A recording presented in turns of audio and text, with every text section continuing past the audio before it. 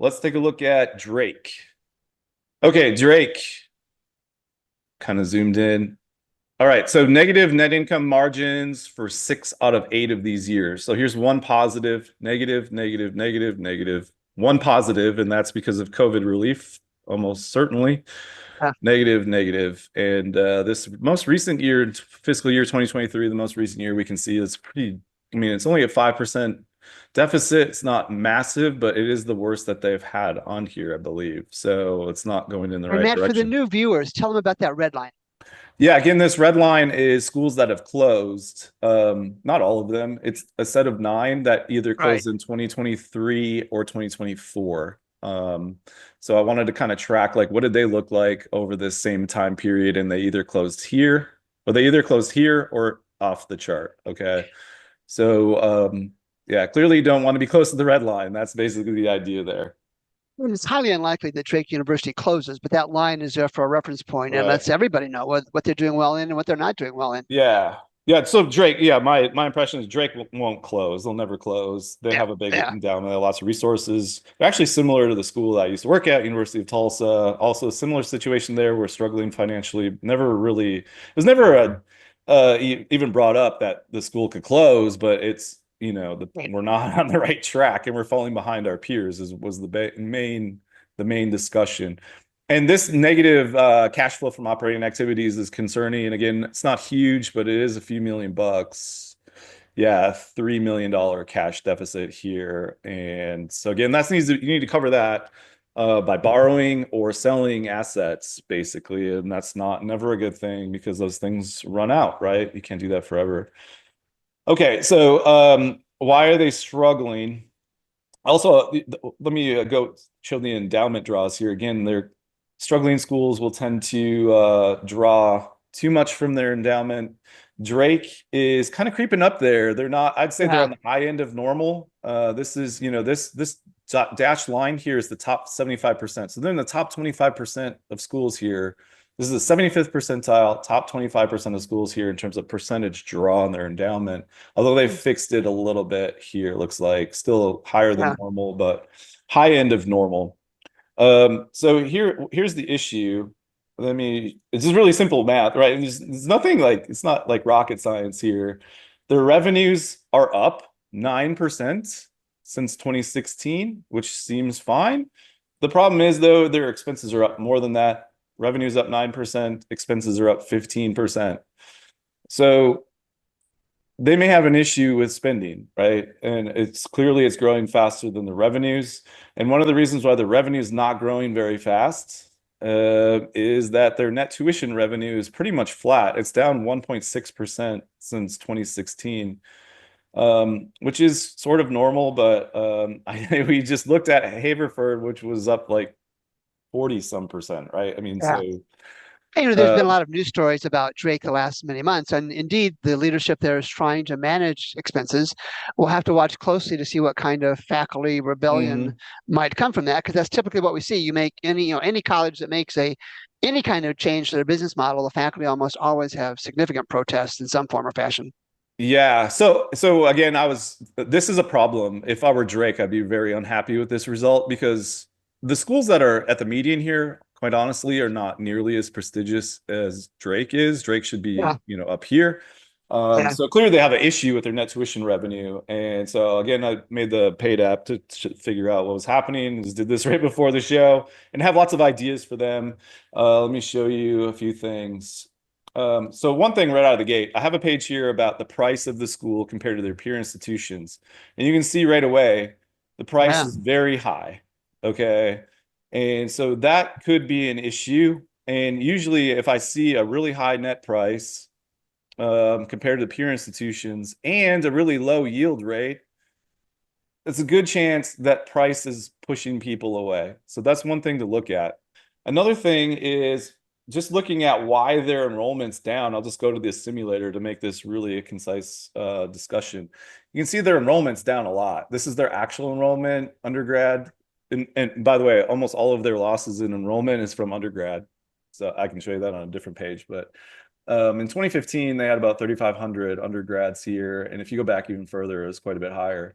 But again, the reason for the loss here, and they're going to continue to lose students with their current parameters, the main reason is it's not applications, unlike have referred, right? Their applications are quite Right, good, right, actually. Historically, these years here are they're have record high applications right now. So why isn't enrollment growing? Well, one thing is their transfer numbers are also the lowest they've ever experienced. So if something's wrong with their transfer strategy, and you can't neglect your transfer strategy. This is yeah, 76 students. In 2010, they had 188. All right. These students stick around for 3 years. You don't ignore these students, right? That's like an extra right. 500 students or so. Okay, so did you see what I just did there, Gary? I went from what they were Yeah, oh currently yeah, at. If yeah, you go to where they actually were in 2010, you get a massive bump here. Not right away, of course, but their enrollment goes back up. And then you can see the other issue. Also, again, in 2010, when their enrollment actually was the strongest that it's been in record, what was happening? They were admitting a lot more students back then. They were admitting 74%. Right now, they're at like 67%. And I mean, if I were them, I would ask why not just go back to less selective, right? I know there's costs, there's trade-offs here, but the school is struggling, right? I mean, I would rather be less selective and survive. Although again, this school's not going to survive, not going to like fail, but right, this right. is an easy way to get back on track and then deal with your lower demand issues. So So reasonable speculation would be they're not really doing a very good job at Drake of showing value for the price they're trying to charge. yeah, so that's the next thing. So I think you adjust both of these, you figure out what's wrong with transfers. There's lots of ways to do a better job getting transfers, including just setting up articulation agreements with different two-year Yeah, colleges and things like that. Um, Admit more. That's really easy. You can do that tomorrow, right? The hardest right. part is this part. The yield rate is extremely low. 12% yield rate is very, very low. And just so you know, I'll show you compared to their peers, but if they get even like a 15% yield, they're back in business exactly where they were Yep. before. You see that? Three So, points. That's three so points. right. So three things to switch. So why is their yield so low? And I think it has to do with the price being too high. It's possible, right? I'm not 100% sure on that, but of course Yeah, yeah. you can do an experiment, right? And that's what I would encourage them to do. Try it. Try it with a subset or something. You can do these and figure out what the impact is on what's your yield rate for this price versus this price, right? And try it out. You might find that you get your 15% yield if you just knock off the net price a little bit. And ironically, by reducing the price, actually increase your revenue. So that's the part that is important for Right, them.